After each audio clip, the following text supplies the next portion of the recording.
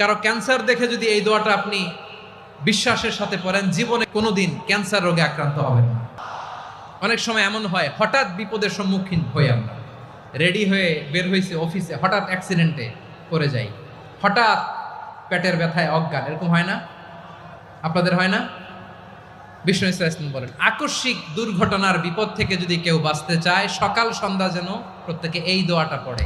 সকালে যদি 3 বার পড়ে, সন্ধ্যা পর্যন্ত হঠাৎ হঠাৎ বিপদ থেকে সে রক্ষা পাবে।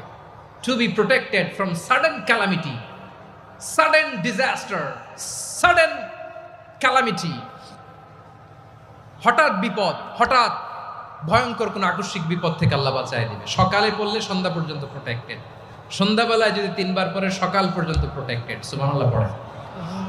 দোয়াটা কি? দোয়াটা হচ্ছে বিসমিল্লাহিল্লাযী লা ইয়াদুররু মা ইসমিহি শাইউন ফিল আরদি ওয়ালা ফিস সামা।